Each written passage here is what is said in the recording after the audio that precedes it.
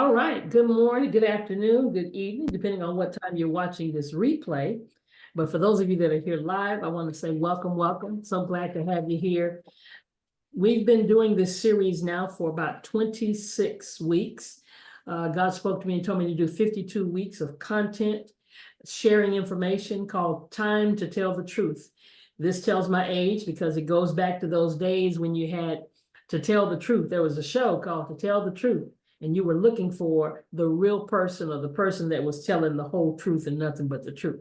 So that's what we attempt to do here. We do a lot of research and study and listen to a lot of things as we come together with this. And so we got a special topic we're going to deal with today about 10 things, 10 foods that we should never eat again. And then I added the last part on there, at least minimize. Because, let's just be real. Some things we got to ease into, right? So for those of you that don't know who I am, my name is Dr. Rosalind Shaw Belt. I am the CEO of Dream to Life, LLC, Dream to Life nonprofit, productions, ministry. I'm a wife, a musician, a videographer, done a few different things, but today my focus is going to be on the fact that I am a certified wellness coach. Yes, I have a certificate of completion with the Kana Lifestyle Consultant, as well as I'm a certified wellness coach with Akana under our Flat Belly Lifestyle products, as well as with our naturopathic doctor, Dr. Eric Prince. So I'm excited to share this information with you. But we're going to jump right into this by listening to this real quick video. The number one most dangerous ingredient in the entire world is not what you think.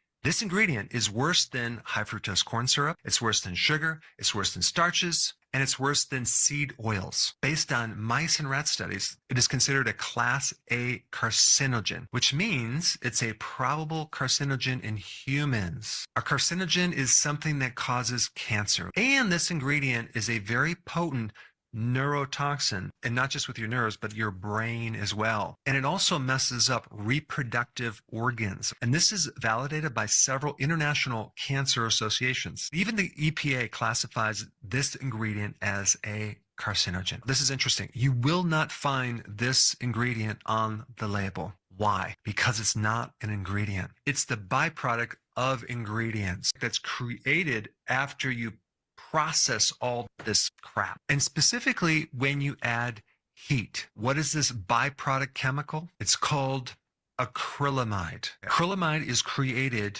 when you combine a certain protein with a sugar under high heat. The first part of this video is going to be as simple as I can make it.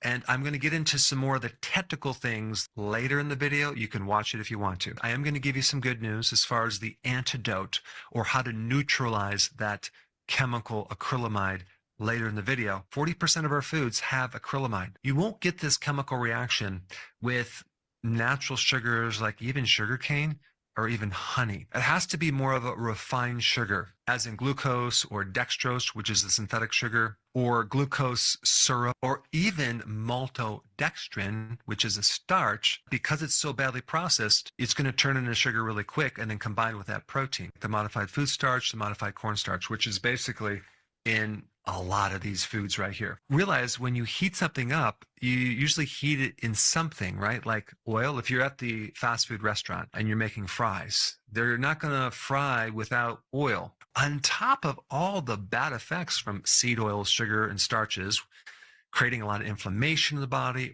damage to your organs. We have this darn acrylamide thing on top of everything, which is like the most deadly of all of these, putting ourselves at risk for cancer. What's really interesting about this is if you add a saturated fat instead of the seed oils that they fry the French fries with, you actually don't get this production of this byproduct acrylamide. Back before the 1990s, when McDonald's fried their fries in tallow, which is beef fat, you didn't get acrylamide from that. Even though you had this protein and this starch, but you had a saturated fat. Saturated fats protect against the formation of acrylamide. Let's say, for example, all of these junk foods were made with tallow instead of seed oils. What would that do? Well, that's going to reduce the cancer risk right off the bat. Or went to a restaurant and all they used was tallow or even coconut oil to fry things with, you would get a reduction of the toxicity. Would it be completely benign? I wouldn't go that far, but it's a lot less toxic. What foods have acrylamide? Corn chips, potato chips, French fries, baked goods, crackers, cookies, breakfast cereals, the crust in bread, and even roasted coffee. Before you freak out, because I know you probably drink coffee like I do, there is a very simple way to reduce the acrylamide in coffee. So just hang in there. I'm going to get to that. Now that you know about acrylamide and you know how it's created, let's get into how to get it out of the diet, or even if you happen to accidentally consume some of it, how to counter acrylamide. I already mentioned one thing, which is adding tallow, coconut oil, butter, because saturated fats are more stable. And I also pointed out that if you use a natural sugar, like even just sugar cane or honey, then you're not going to create this acrylamide reaction. If you have the choice of baking something or cooking something, always use more natural sugars. Not that I'm recommending doing it, but I'm just saying if we want to reduce this cancer acrylamide thing, we want to use natural sugars. To refuse to consume any refined sugar. I'm talking about high fructose corn syrup, the dextrose, all these other sugars that are just so processed. At home, when you're cooking, or if you slow cook, you reduce this chemical reaction. So sometimes I'll slow cook pork, right? And it really only gets to 206 degrees. It never gets 285 degrees or more. So we keep the temperature low and we're safe. The next tip is just to focus on more whole foods and not the refined stuff, because this is the stuff that's killing.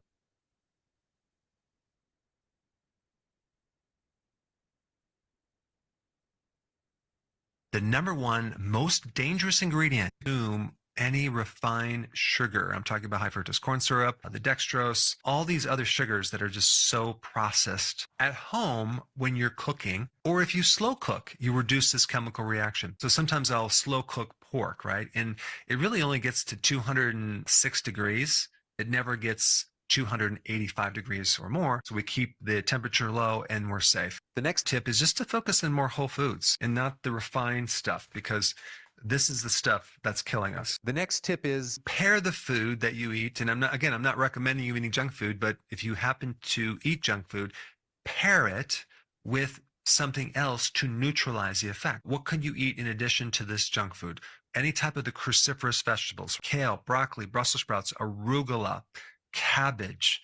They have certain protective compounds against acrylamide. Garlic will also protect you. Sprouts will have certain properties to protect you, like broccoli sprouts, for example. Foods high in vitamin C, sauerkraut, citrus like lemons and limes, bell peppers, all can actually protect against acrylamide. Green tea is another way to protect against acrylamide. Spirulina can also do it. Let's talk about this coffee for a second here, because how can we reduce the acrylamide in coffee because it's roasted? You can drink organic, dark roasted, or espresso coffee. That goes up way up to 400 degrees Fahrenheit. Because when you get to those high heats, apparently it makes acrylamide very unstable and it goes away. When you light roast coffee, you have 10 times the acrylamide than dark roast. Now I want to get a little more technical. I want to explain specifically what's occurring in this chemical reaction. It's called the Maillard reaction. And as far as protein goes, there's a very specific amino acid, asparagine. It's in corn, it's in wheat, it's in rice, it's in soy. In these refined foods, you're not protected. When we take this asparagine amino acid and we combine it with a very specific refined sugar like high fructose corn syrup or fructose, these are all refined sugars. Crank up the heat above 285 degrees Fahrenheit or 120 degrees Celsius, and then you get this chemical reaction called the Maillard reaction and a byproduct called acrylamide. Acrylamide then creates another byproduct. It's called glycinamide. Glycinamide is even more deadly than acrylamide. That's the stuff that really causes the cancer. It gets complex because it's not just about reading the labels. You have to understand there's things that are very deadly that are created just from the processing. When you take a look at ultra-processed food calories, how dead can you make a food? You're getting all these additional things that you don't want that create a lot of bad effects. Yet, when you look at a teenager's diet, you have 67% of their calories are ultra-processed food calories. An adult has over 50% of their calories being these ultra-processed food calories. And then a toddler has 46 or 47% of their calories being ultra-processed food. The second most common cause of death in the world is cancer. And I know with myself, people are dying of cancer all over the place, especially as they get older. And you want to know what causes cancer? This is one of the things. And I think people know about smoking and drinking and things like that. But a very potent thing that causes cancer in humans is acrylamide. I hope I gave you enough information to at least be aware of it and avoid it as much as possible. And if you happen to eat it, you now have the antidote to counter it. So thank you for watching, and I will see you in the next video. All right, so now I want you to put in the chat if you have ever heard of acrylamide. If you've never heard of it before, put no. If you have heard of it before, put yes. I want to see how knowledgeable we really are, because as he said, it's not an ingredient, but it's a combination of things that put together cause this thing to happen in most of our food.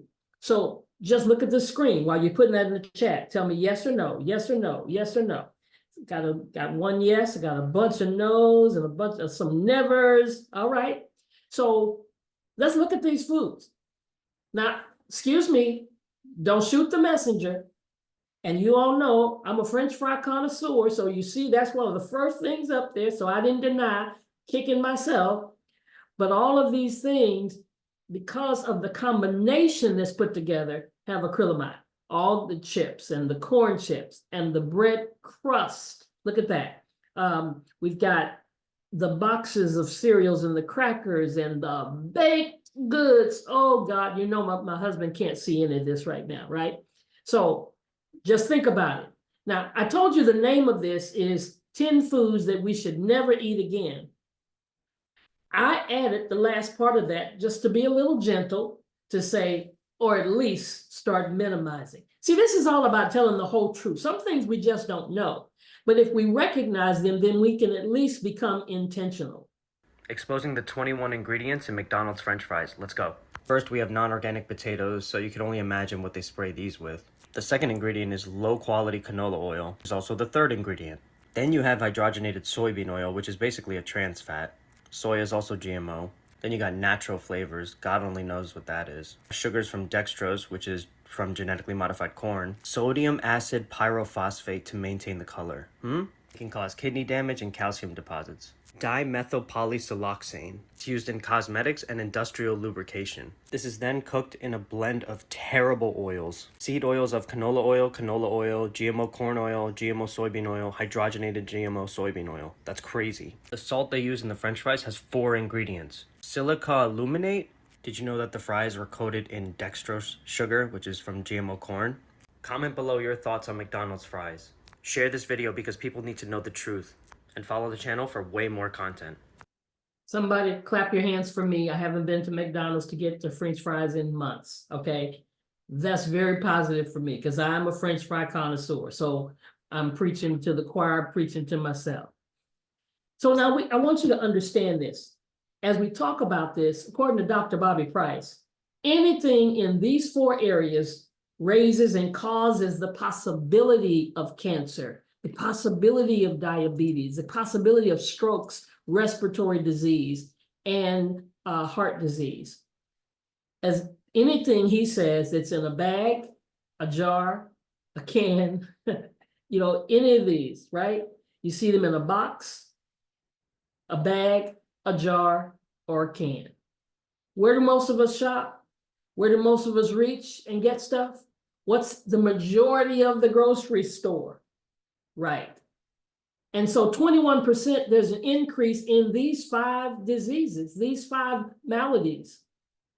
When we look at the labels, they have more than 20 ingredients. We should stay away from them. So now let's jump into this. 10 foods we should never eat again, or at least we should minimize. The number 1 is ultra processed foods. I know, I told y'all, don't shoot the messenger. I'm just giving the information. What you're going to do with it is going to be completely up to you. But I hope that you hear somebody's voice on your shoulder the next time you grab any of these. At least you're going to think about it. Or maybe you're going to eat less of that particular food, right? Maybe you won't completely eliminate it out of your diet, but you'll think about this is ultra processed. What does that mean? Dr. Darian is back, and there is a scientific journal that is documenting what a lot of us have already noticed in the grocery store, which is lots of ultra-processed foods. More than you expect. This is a study that looks at 50,000 food items in a variety of different common supermarkets that we shop in, Walmart, Target, Whole Foods. And it found that the rate or the amount of processed foods that were on shelves was so much higher than I initially thought. 70% of products within the supermarket were considered processed. Now, there's a lot of education that has to go into this because processing just simply means that the food was altered from its original state. That can include, for example, chopping up vegetables and freezing them. That obviously is a rich nutritional source for those in need, especially if you don't have access. And sometimes it makes food safer. For example, pasteurization, yogurt, milk, dairy products. That's good processing. What we're trying to avoid is ultra processing. So how do you avoid? We're looking at the ingredient list. When you get to the ingredient list, if there are more ingredients than you can pronounce, or if you get out of breath while reading them, then it likely is an ultra-processed product. Got if too you much see stuff in things it. like high fructose corn syrup, and if you see similar substances that are substances that are far from the original product, and you don't even remember what the original product was, it's likely ultra-processed. It's not all evil. It's just that you want to minimize those products that have so many ingredients Yeah, in you them. see those words, and they're like the whole line. You're like, You have a chemistry understanding, so you understand it begins an organic chemistry lesson sometimes when you're reading those labels. So avoid packaged food, canned food? You know, again, so packaged food and canned food can bring some good qualities to your diet. Again, if you're looking for vegetables, if you're looking for folate, but if you're choosing products and they're all packaged and there are a variety of ingredients, 5 or more ingredients in a product, then that is considered technically ultra processed, and that's what you want to minimize. And I said that because my trainer is always like, no packaged foods. So some are good. Some are good. So they kind of hush that over a little bit. They want to say some are good. Dr. Bobby Price says none of them are good. And the bottom line is, if you look and you see more than 5 different lists of ingredients, you already know it's ultra processed. Number 2, liquid sugar. I'm going to hesitate and let you just swallow that. Liquid sugar. Yeah, I got it. The sodas. Now, wouldn't this help us, guys? Think about this. If the next time you grab a Coke or a Sprite or a Diet Coke or a Zero, see, we got all this stuff that we think because it says all that is good for us. If the next time you get it, you say to yourself, I am drinking liquid sugar. I think another thought process might come to your brain. If the next time you get Welch's grape juice or cranberry juice, we think that's better because it's not as sweet. Any kind of juice that's on the shelf, I am drinking liquid sugar. Oh, okay, here we go. Put it in the chat right now. I've been drinking liquid sugar. Come on, confession is good for the soul. The big picture on the right is the energy drinks. Oh my God. Have you wondered why Gatorade helps folk on the football field? I got a game finna come on in just a few minutes because the Texans are about to play. But guess what? They're going to be drinking liquid sugar. Soon as they get off, they post something in their mouth so they can get back out there and be fired up again. Liquid sugar. So here's our options. What else can we drink? Well, of course, water, right?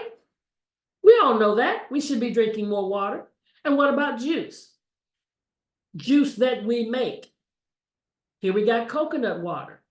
And then we got all these beautiful herbal teas. I'm determined to become more of an herbal tea kind of person, kind of girl. Got green tea and black tea and oolong tea. Have your way with the herbal teas. And we already saw that it was okay to add a little honey to it to sweeten it up. Just don't add the sugar. Number 3, processed meat. Have mercy, have mercy. Why are you messing with me, Dr. Ross? I wanted you all to see the pictures. I found as many pictures as I could get on the screen to show you this processed meat. Because you're thinking, oh, it's just meat. They just don't want me to eat meat. Well, what's the deal? It's ultra processed. Yeah, the sausage. Yes, the bacon. Yes. All of the lunch meat, yes. Oh my God, the steak, ribeye, T-bone, you name it, we claim it. Oh Lord have mercy. I see some folk wanting to shoot me through the screen right about now. Processed meat, yes. Do you understand?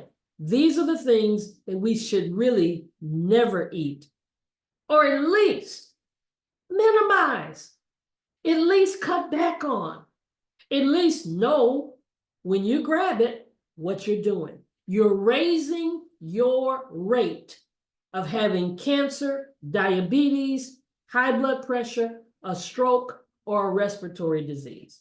I'm just saying. Good evening. The news hit around breakfast time as a lot of Americans were sitting down in front of a plate of bacon or sausage.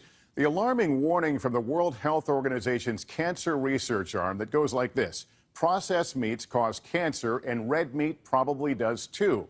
Of course, the potential risks of processed meat has been suggested before, but never in such blunt terms.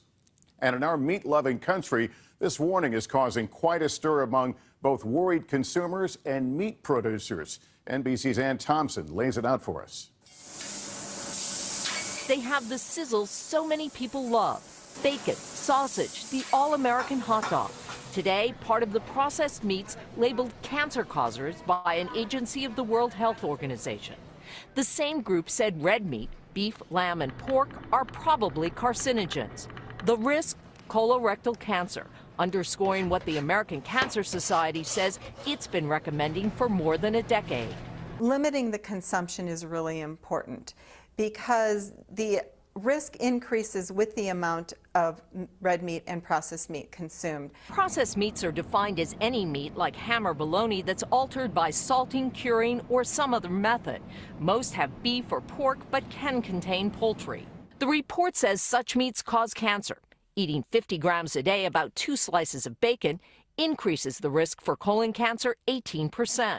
Red meat, which it says probably causes cancer, 100 grams a day, a piece the size of a deck of cards, raises the risk 17%. The report puts processed meats in the same category as cigarettes and asbestos, but the danger is not even close. The CDC says smoking increases your cancer risk by 2,000%. The $134 billion meat industry called the 800 studies the WHO report looked at unconvincing. Scientific evidence just simply doesn't support a causal link between any type of red or processed meat and any type of cancer. There's meat in Amy Marston's grocery basket, but not a lot for her 3-year-old son, Noah. We just try to be aware, we try to be mindful of how much that we give him. Make smarter choices. Nutritionist Madeline Fernstrom says lean red meats can be a good choice. Are there red meats that are good for you? Okay. Red meats can be very healthy, again, in moderation. It's complete protein that's concentrated, all the amino acids. It has B12 and iron. These are particularly important. The question now, is this new report enough to change the all-American diet? Ann Thompson, NBC News, Wayne, New Jersey. We know this news is going to spur a lot of questions. Let's bring in Dr. Roshni Raj from NYU's Langone Medical Center. Doctor, a lot of viewers out there saying, what am I supposed to do right now? Obviously, one option is to stop eating meat, but that's probably not likely. No, so we're talking about processed meat, and the occasional hot dog or salami is not going to make a big impact. But we're talking about daily use of processed meats. It did find a significant increased risk of colorectal cancer, which is the 3rd leading cause of cancer death in this country. So you do want to minimize your intake of processed meats. Occasionally it's fine, but if you're doing it daily, it is time to change that habit. It was put in the same category as cigarettes. That doesn't mean it has the same numbers in terms of impact, but it was definitively shown to be a carcinogen based on 800 studies, thousands of people involved. They reviewed all the evidence, and they really made a definitive stand here. All right, Dr. Raj, thank you for being here. Thank you. Hey, NBC News fans, thanks for checking out our YouTube channel. Subscribe. Now, listen, thank you, Mia. I'm glad that you've not eaten meat since 2017. I'm sorry that this was kind of a little tough thing to watch since you haven't eaten meat. But did you hear what they said? You know, who is a meat eater that only eats it once every now and then? No. See, when you really are a meat eater, you're eating it very regularly, and you're eating all of the processed meat, every single bit of it. You're not going to a farm. You're not going getting somebody that's raising cows and raising chickens like our grandparents did back in the day, right? If you're tracking your diet in the new year, you may want to mind how much red meat you're eating.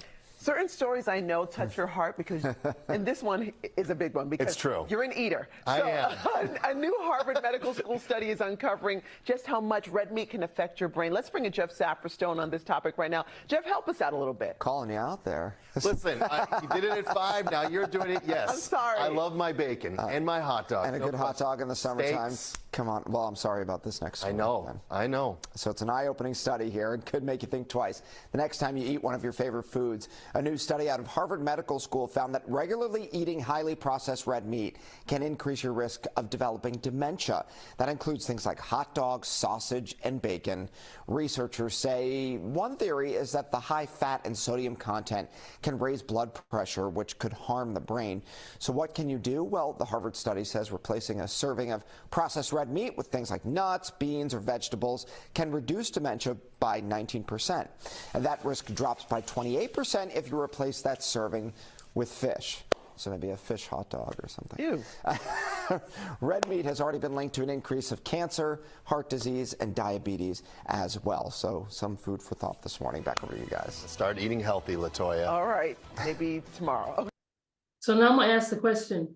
I want you to put a Y in the chat if you know somebody dear to you, close to you, who has died from dementia, who has dementia currently, has moved from dementia to Alzheimer. Just put a Y in the chat, because hardly anybody, it used to just be that cancer was that thing that was running in everybody's family. They knew somebody who was in their family who had cancer or who had died of cancer. Today, it's dementia, it's Alzheimer's. And we're living with people, we're taking care of people, we're the caretakers of individuals. And if we go back and we really think about what has their diet been when we listen to this, they've been meat eaters. They've been doing processed meat.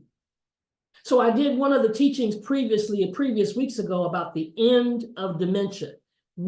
Dementia should be something that's rare, not something that's common. But it's becoming a common thing. And we can put a stop to that by teaching and educating our younger people, those that are transitioning into middle age. As if we start learning this information, guess what? We start making changes. Now a CBS 4 health alert, bad news for meat lovers. The new report is comparing some of America's favorite foods like bacon and hot dogs to smoking cigarettes and inhaling asbestos.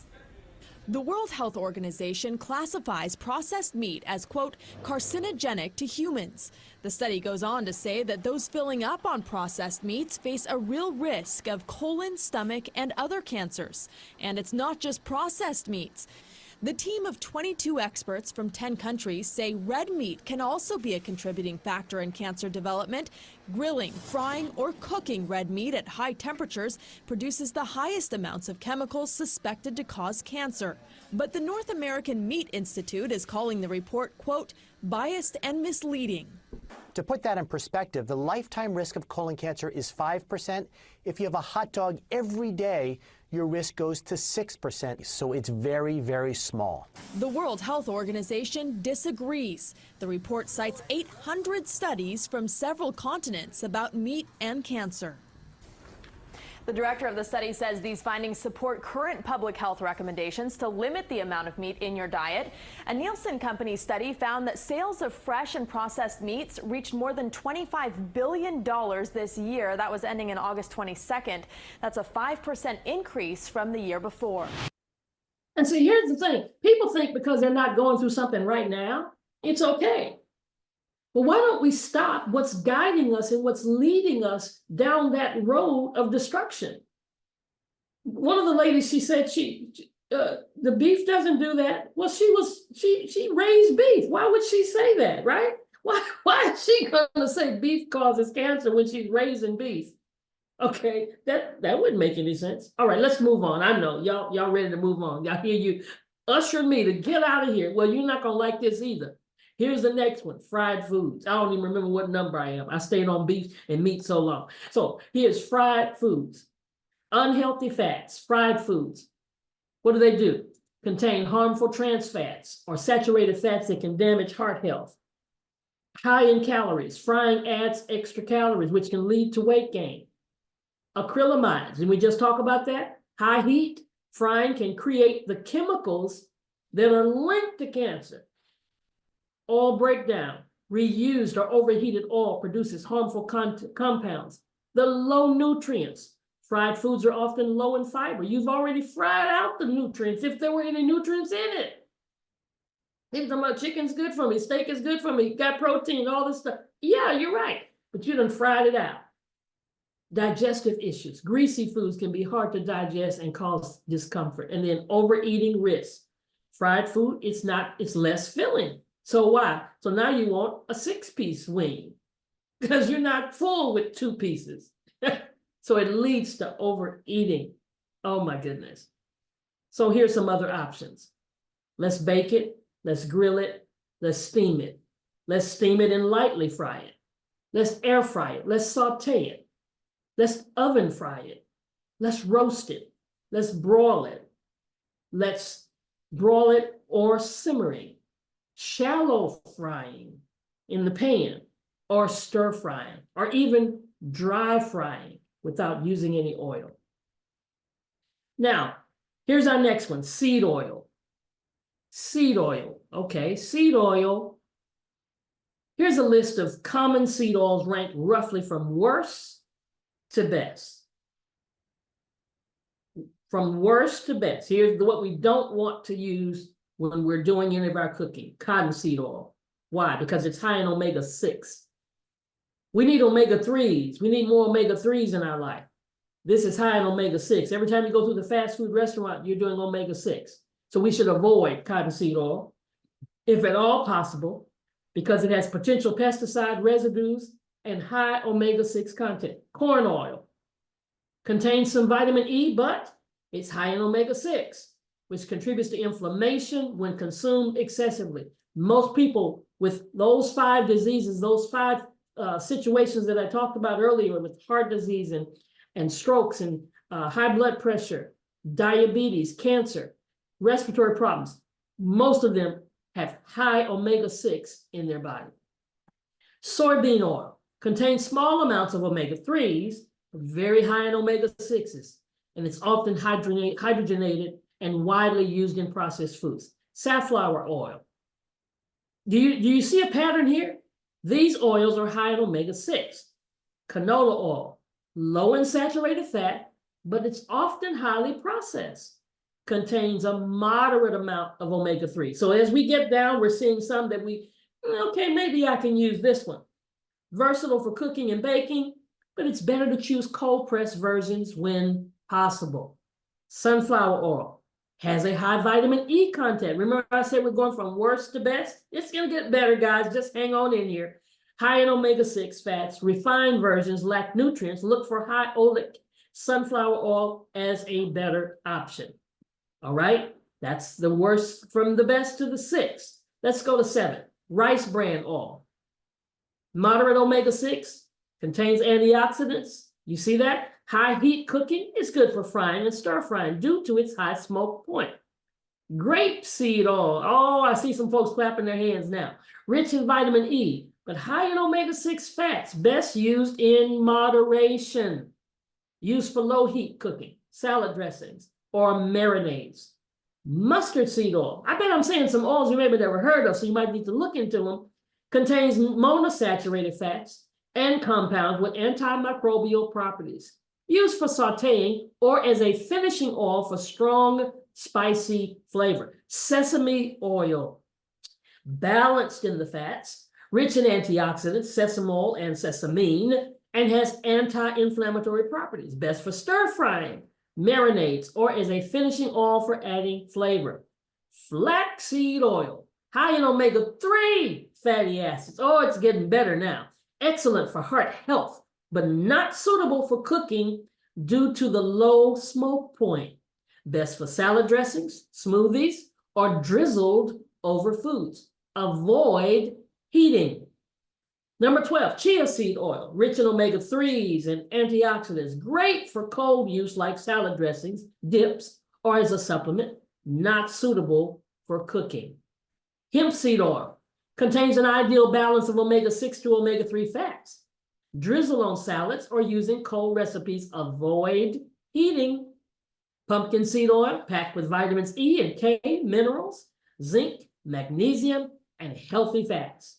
Finishing oil for salads and soups or desserts. Avoid heating.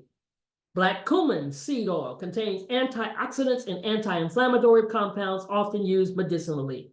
Used as a supplement or added to smoothies or cold dishes. Perilla seed oil, high in omega-3s, and offers anti-inflammatory benefits. Cold use in salads or dips. Avoid heating. Camelina oil, rich in omega-3s, antioxidants, vitamin E with a higher smoke point than flaxseed oil. Used for sauteing or as a dressing due to its mild, nutty flavor. And lastly, watermelon seed oil contains highly monosaturated fats and skin-friendly nutrients. Cold use in dressings, skincare, or light cooking. Now, those are the seed oils. Now we say, well, what happened to avocado oil? Well, it wasn't listed because it's not a seed oil. Yeah, so that's why it's so good to use and not as good to use with all these other things. It is extracted from the flesh of the avocado fruit, not the seed. However, it is a nutritionally excellent oil and often compared to seed oils due to its versatility and its health benefits. Here's why avocado oil stands out. It's rich in monosaturated fats. That makes it high in heart health, similar to olive oil. It has a high smoke point, so therefore it can be used for high heat cooking like frying and roasting. It contains antioxidants, so it's packed with vitamin E and lutein, which supports skin and eye health. It supports heart health. It helps improve cholesterol levels by increasing HDL, the good cholesterol, and lowering LDL, bad cholesterol. Some of y'all realize now the cholesterol problems you're having may be because of the oil that you're using. Wow. Anti-inflammatory. Contains compounds that may reduce inflammation and support joint health.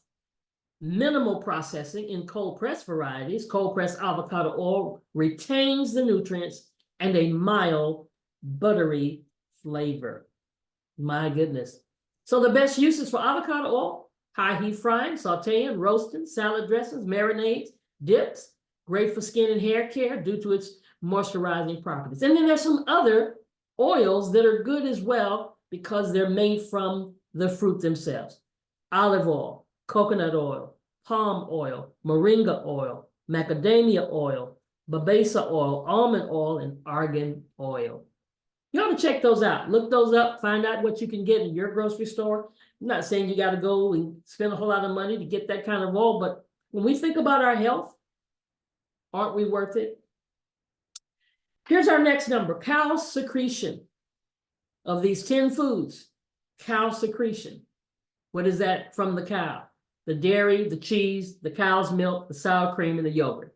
Now let me send out a disclaimer because I'm about to show some videos that might be a little difficult to watch. I know the meat might have been a little difficult to watch, but these next couple of videos, and I'm gonna close the video with a good video, but it might be a little difficult to watch, but I need you to know the truth. I need you to understand what's taking place, that something triggers in your brain the next time you go and get dairy, cheese, cow's milk, sour cream, yogurt, anything that comes from the cow. Arla Foods Group, a Danish-Swedish multinational company, is the world's 5th largest dairy producer and the leading supplier of dairy products in the entire Scandinavia and the United Kingdom. Known for its milk-based products, Arla serves millions of customers across numerous international markets. To reduce the climate impact of cow farts, Arla is now running a trial using the feed additive Bover on its farms. Now, Bover is a product developed by a Dutch company called DSM, and the ingredients in Bover are silicon dioxide, propylene glycol, and 3-nitroxypropanol, or 3-NOP, which has been shown by the US Food and Drug Administration and UK's Food Standards Agency to have damaging effects on male fertility and reproductive organs. But DSM, the company behind Bovaer, says that its product will not transfer from the cow to the milk, and it's safe for animals and consumers. It has harmful effects on male fertility, and personal protective gears, including eyewear, a dust mask, and gloves should be worn when handling it. But other than that, we do not know the long-term effects, so it's totally safe. Also, they have a patent on it, and they are the only company selling it. And they have a partnership with World Economic Forum.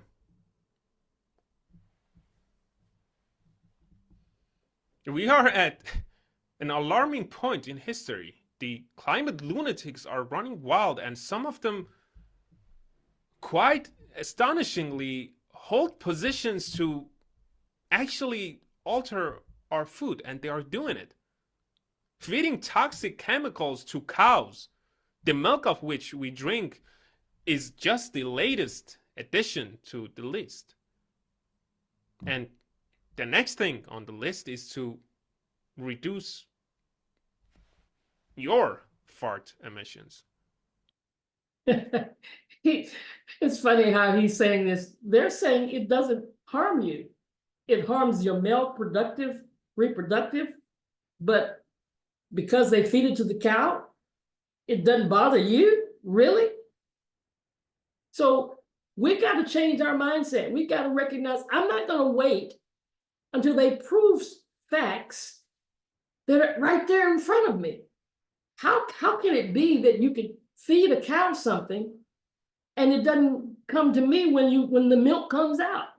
Whatever you put in the cow, whatever you put in the chicken, whatever you put in the pig is going to transfer into the food. It's going to transfer to their skin. It's going to transfer to their secretion. Get ready for this, guys.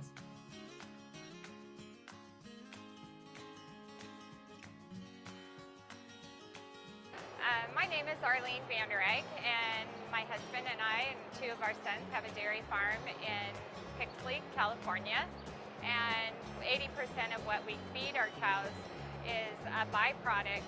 We have a nutritionist that comes out all the time as we get different byproducts, foods that aren't eaten by humans. For instance, we use the almond hull. We have citrus. They take all the juice and the value out of that. They bring out what's left to our farm. We have grape hummus that they use. All these products would go into a landfill because we're not going to eat it. So, but the cows eat it. We mix all these great things with hay and corn silage. We turn into this great product for the cow who loves it, enjoys it, and they turn it into this great product. So now I wanted to play that because I wanted to show somebody who raises cows and who says we're being careful. We got nutritionists coming out. We're making sure this is what they eat. They eat everything that you don't eat. Well, but then what happens when the cow is done? What happens when the cow no longer produces milk?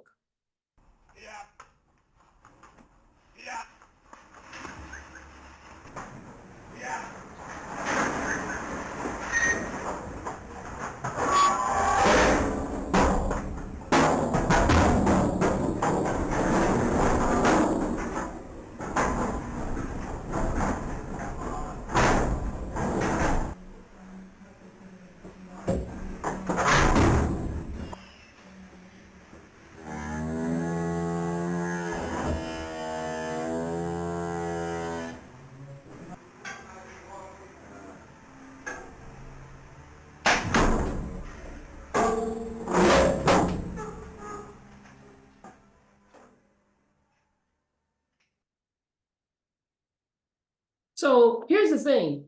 I know you may not be a cow lover, may not be an animal lover, but it's something to think about. We're taking advantage of these animals, getting everything out of them, and then when they're done, they're done.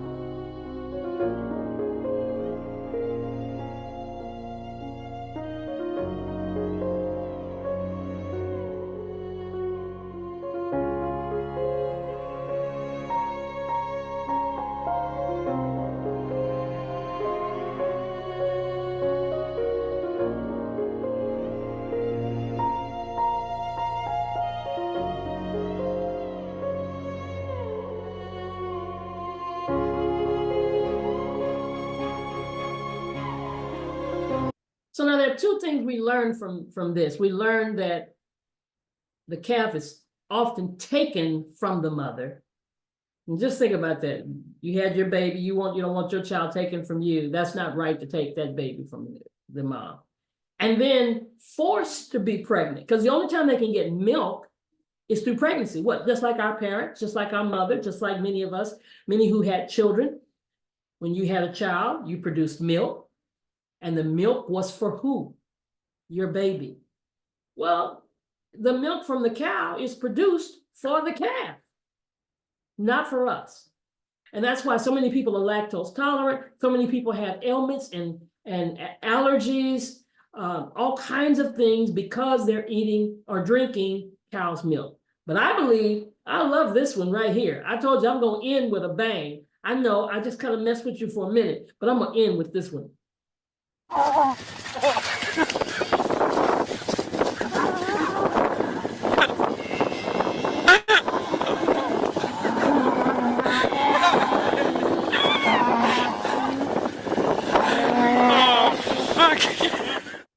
Mama say, you ain't taking my baby. Leave my baby alone. Goodness gracious. All right, let's move on. GMO foods, GMO foods. I want you, after this presentation, the next time you go to the grocery store, pay attention, and look at the label. Look at the label. It's there. Genetically modified. It's called partially processed, produced with genetic engineering. You see, there's another one that says bioengineered food ingredient. You see another one that says partially produced with genetic engineering. Do you see that? You see our famous chicken noodle soup? Mm-hmm. That's right. You see our M&M's candy, right? You see our spray bottle over there. There's even a little symbol. They've got an emblem for it, derived from bioengineering. Anytime you see that,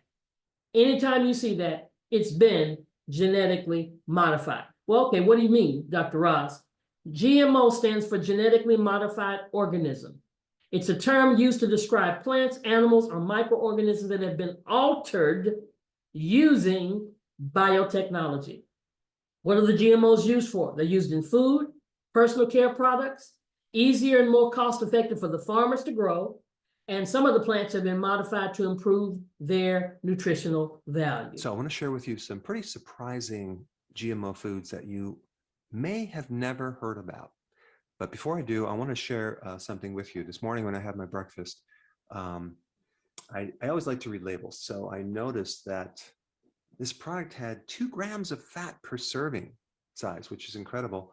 But good thing it had 0 cholesterol. But if you scroll down, it has this very interesting new term I want to share with you. It says contains bioengineered food ingredients. I don't know if you can see that. Probably can't see that. Bioengineered food ingredients. What the heck is that all about? So the definition of bioengineered food ingredients is this: food that contains detectable genetic material that has been modified through certain lab techniques that cannot be created through conventional breeding or found in nature. Now, a few years ago, food manufacturing companies were a little concerned that GMOs were going to be labeled on their products because Vermont and a few other states passed laws that now had to label products with GMOs. And just so you know, GMOs are basically foods that they've altered the DNA, the genetics. And food manufacturing companies were concerned that more and more states would legalize or pass laws to reveal what foods were genetically modified versus which ones weren't. So they had a very, very bright idea. They came up with a new term called bioengineered ingredients. It sounds different than GMO foods. The branding shows this wonderful sun on these great crops with this little plant growing. So it seems very, very safe and healthy. But basically, bioengineered products are another name for GMOs. It pretty much bypassed the GMO labeling problem that they had. Now, if we again look a little closer at the definition of bioengineered food ingredients, it says food that contains detectable genetic material. Okay, detectable. Here's the problem. When you process a food, especially when you ultra process a food, like in 70% of all the refined foods out there, this genetic material falls below the radar.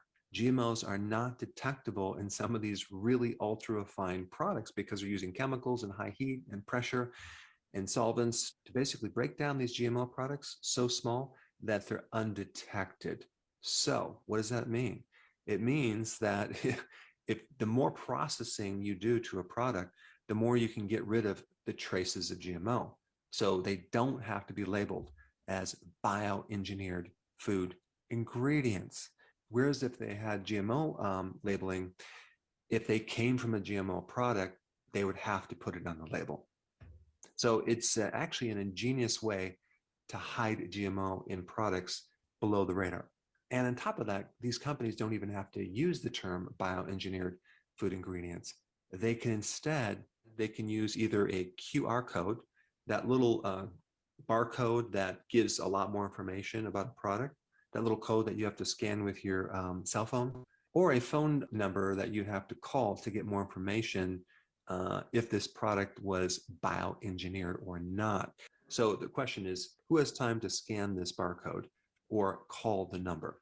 And most customers, probably 99% of all customers, don't have a clue of what the term bioengineered food ingredients really means.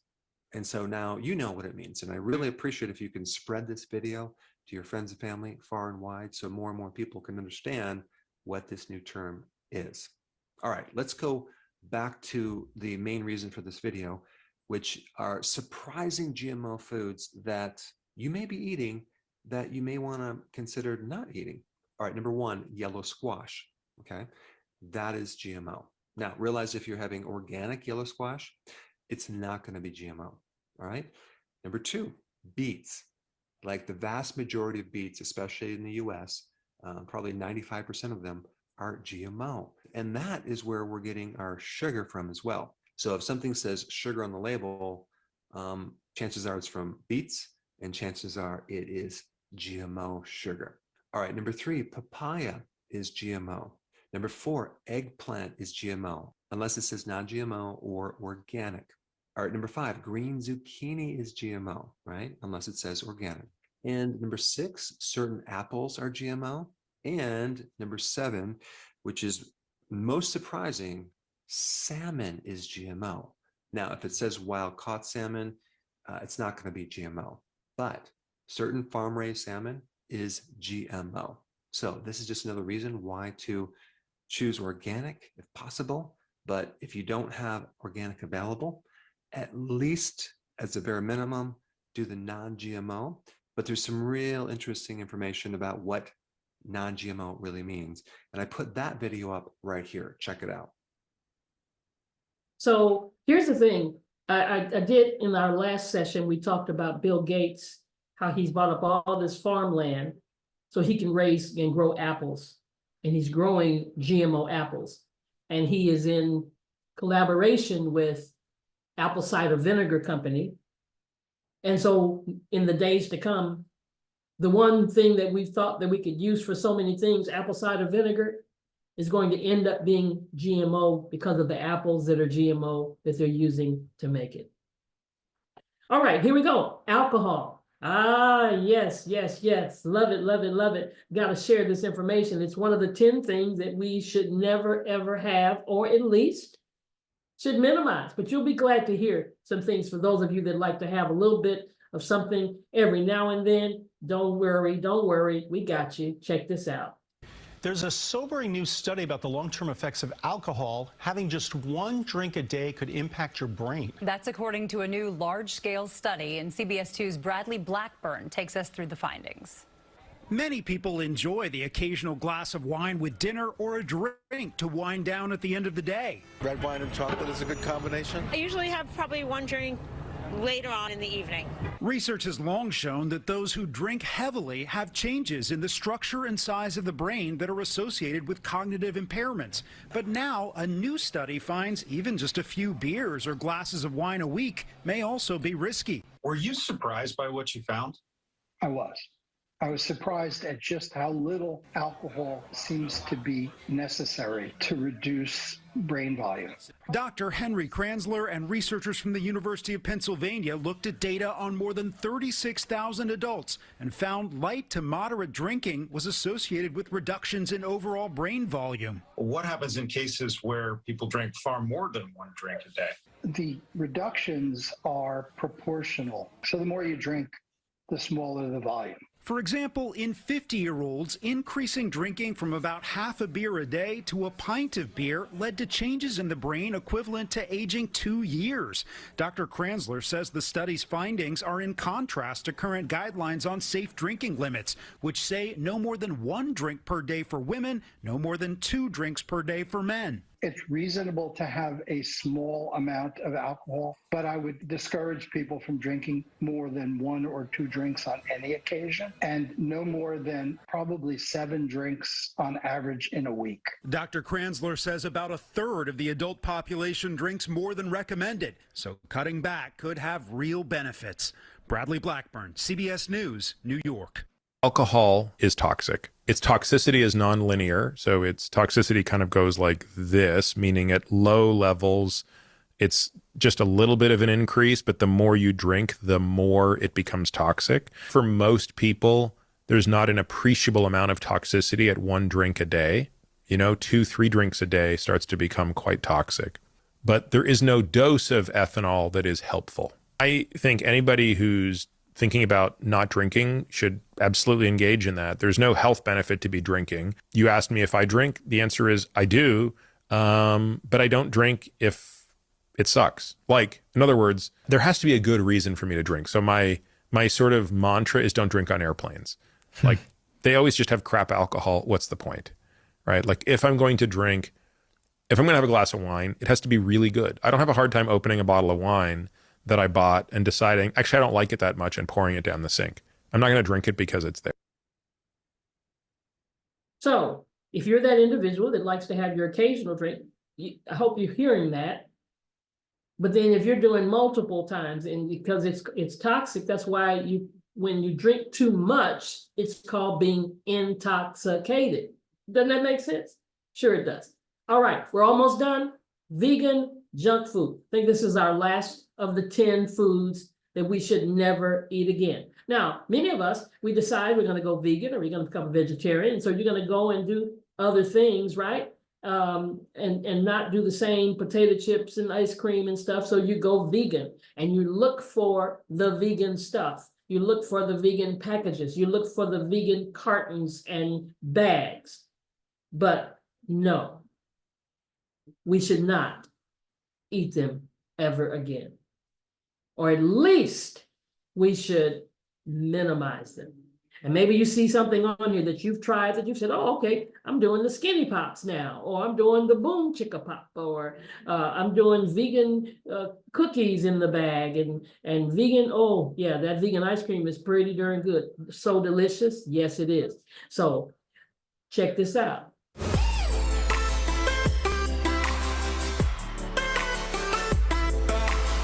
When you go into the grocery store and you look at most food and turn it on this label and look at the label, you can't pronounce most of that. So what happens with people who actually go vegan, a lot of them are eating a lot of the vegan junk food. And a lot of that is ultra processed food, which means that it's loaded with a lot of chemicals. You see what I'm saying? Food chemicals, thickening agents, emulsifiers, preservatives, dyes, things of that nature. These things go in the body, it preserves the food, it keeps it on the shelf for a long time, but it doesn't preserve you. So what happens is when you're eating all of this processed food, the body's trying to figure out where to put all this toxicity once the food is broken down, right? So in its ingenuity, it says, well, it can't be in the blood. If it goes in the blood goes everywhere. It goes to the brain, it goes to all the organs. It can't be in the blood, okay? That's the river of life, all right? Can it be in the tissues? No, it can't be in the tissues. You put a lot of toxicity in the tissues, it's gonna break the tissues down. So it says, I'm gonna put it in fat. So toxicity loves fat. It goes into fat, okay? So if somebody has got a little extra meat on them, then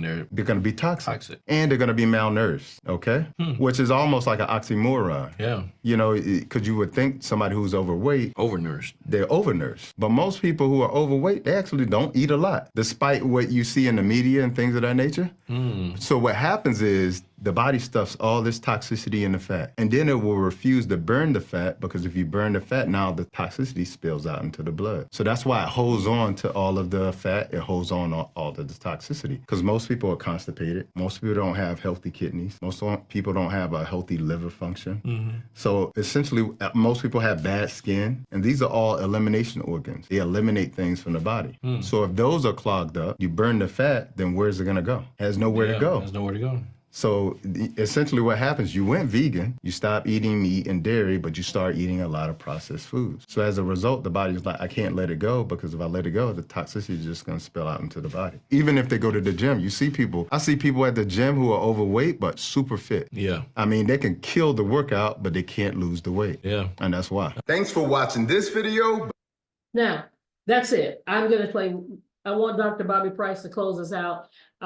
Listen, if you've received something, I want you to subscribe to this channel. It's a YouTube channel. We've done about 26 other videos on various different topics. Share it with your family, share it with your friends. It's time that we get the truth out there. We're destroyed for the lack of knowledge. Even if you don't make complete changes, make some changes. So close us out, Dr. Bobby. All of us have somebody in our family, we can raise our hand, that we know with hypertension, we know that have had a stroke, we know that have had diabetes, that have an autoimmune condition, the list goes on. And all of these conditions are things that are preventable. As a matter of fact, when we look at the statistics, somewhere between 75 and 87% of all deaths globally are caused by 5 chronic diseases. Just 5 chronic diseases, 75 to 85% of all deaths. Okay, so the foods that I'm talking about, you get rid of them, you're gonna reduce your risk significantly of suffering with a chronic condition, okay? And suffering with a chronic condition that could end your life early, that could decrease your lifespan, okay? These chronic conditions are preventable diseases. So when you hear people say heart disease runs in my family, when you hear people say diabetes runs in my family, these are preventable diseases. These aren't things that are bound strictly to genetics. The vast majority of what is causing these diseases to proliferate inside of families, inside of these family genetic pools, is the fact that families have the same eating habits, okay? Families have the same moving habits, okay? So it's not just that you share the same genes, it's also the fact that you share the same eating habits, the same things in your refrigerator, the same things in your cabinets, and also the same movement, the same, initial predispositions to it as well too. Because let's say, for instance, if your mother, your father lives their entire life with a vitamin D deficiency, or lives their entire life with an unhealthy gut, and then they procreate and make a child, then they have handed the child the genetics for an unhealthy gut, for a deficiency in vitamin D, okay? But that really has nothing to do with genetics directly. It's more of what is called epigenetics, okay? So again, 75% to 87% of all deaths globally are caused by five chronic diseases: heart disease, stroke, diabetes, cancer, and other heart conditions, and other respiratory conditions, okay? And so these are preventable. 51.8% of all US adults have at least one chronic disease, and 27.2% have multiple. So they'll have high cholesterol and high blood pressure, or diabetes, okay? And potentially having an autoimmune condition, okay? So multiple chronic conditions. And 7 out of 10 deaths in the US are due to chronic diseases. So 70% of deaths in America are due to chronic diseases. So what I'm saying is chronic diseases, A, are preventable, all right? B, they're being caused by the very foods that I'm about to talk about. So if you can eliminate these foods, okay, from your diet, then you not only increase your ability to be nourished and your ability to not be toxic, but you also increase your lifespan. So, keyword is preventable. So now most of us have been doing a lot of this stuff, all 10 of these things. So we can say, I do 1, 2, 3, but most of us say I did all 10 of those. So what do we need to do? We need to detox. We got to get the stuff out of us. So the end of my message every time is that we need to detox because it's important to take the steps to reduce that exposure to the toxins that we have been building up because of the lack of knowledge. We didn't know any better. Or even if we did know better, we just chose not to do anything. We got to cleanse our intestinal and bowel toxins, expel the toxins from our internal organs, clear your lymphatic congestion, improve your immunity, and ensure a smooth nutrient delivery. So if you've been watching this, if you've been a part of this, if this was shared to you by somebody, why don't you ask them, do they know about detoxing? Do they know a detox program that you can be a part of? And more than likely, if they shared it with you, they're familiar with a way that maybe they've shared or they've done themselves. Thank you again for being here. We're excited to have you. Be back with us next week, same time, same place, and we'll be careful to give you this powerful information because it's time to tell the truth. Have a great day. Thank you, Doc.